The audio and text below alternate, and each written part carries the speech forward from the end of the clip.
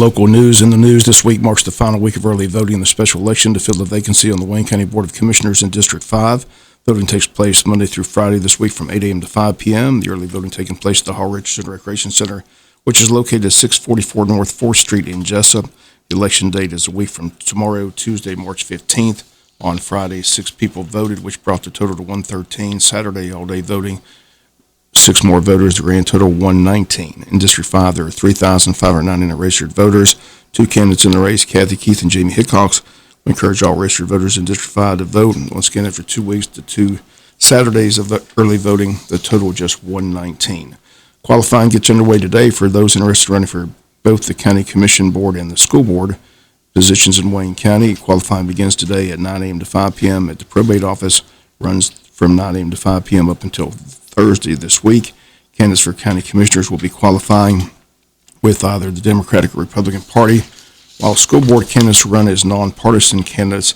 Both boards have voted to move to staggered terms. Candidates on the county board in districts 1, 3, and 5 are running for a 2-year term, and the school board districts 1, 2, and 4 are 2-year terms. Other districts run for the 4-year terms. Once again, that qualifying runs today through Thursday from 9 a.m. to 5 p.m.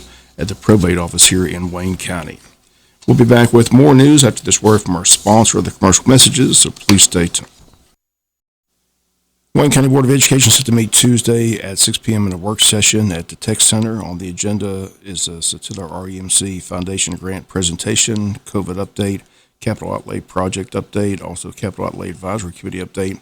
Have a discussion about architect and engineering, also discuss the Board of Education professional development. There's a item called crisis alert system, strategic waiver, school system extension, all that on the agenda for Tuesday, along with several policies and executive session discuss personnel. Again, the meeting set for tomorrow at 6 p.m. at the Tech Center. The Wayne County High School's literacy team placed 5th in Saturday's region competition following individual scores. Kayla Mixon came in 4th in argumentative essay, Anna Watkins 2nd in rhetorical essay, Kirsten Lee 4th in dramatic oral performance, Shelby Phillips and Derek Dunn 3rd in duo oral performance, Shelby Phillips 4th in girl solo, Hannah Kelly 4th in domestic extemporaneous speaking, and J.C. Cooksey 1st in international speaking. Again, J.C. will compete in state in 2 weeks, so congratulations to those students who did well at the high school literacy region competition. Wayne County Historical Society says they're going to meet Thursday, March 10th. A new venue, though. They're going to meet at Captain Joe's Seafood Restaurant. Again, there's no charge for the room. And again, they state the meeting is set for this coming Thursday. Again, they want to let people know the different location. Again, Thursday, March 10th at Captain Joe's. The meeting gets underway at 6 p.m.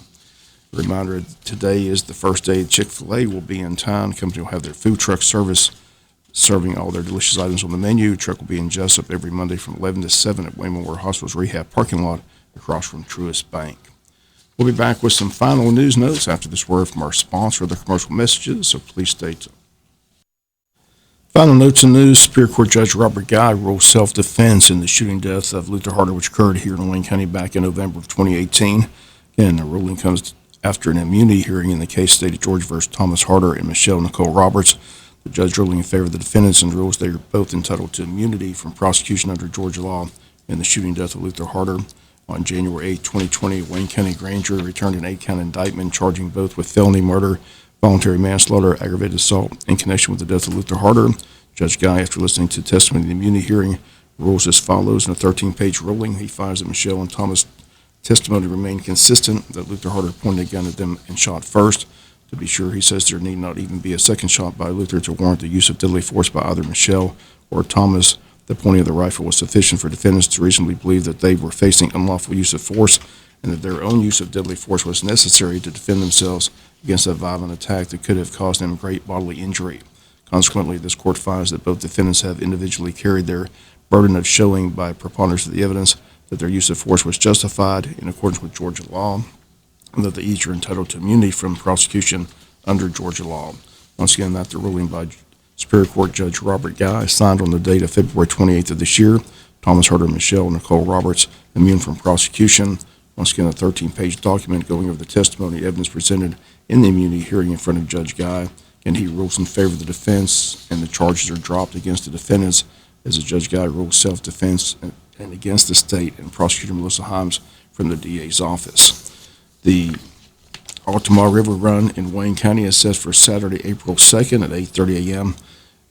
Again, this year's paddle will begin at 8:30 a.m. at the Upper County Landing. Paddlers have the choice of 2 takeout points. The 11-mile paddle will take out at Pig Farm Landing, Oglethorpe Landing, and the 16-mile paddle will take out at JC Landing. Registration is $10 per paddler. Children 10 and under paddle for free with a registered adult. Altamaha River Expeditions has canoe and kayak rentals for $45 each. They can be contacted at 912-294-3604. Shuttles will be available from the takeout points, with the shuttle leaving JC Landing at 8 a.m. and Oglethorpe Landing at 8:15 a.m. Registration forms are available at the Jesup Train Depot or online at the Tourism Board website, waynetourism.com.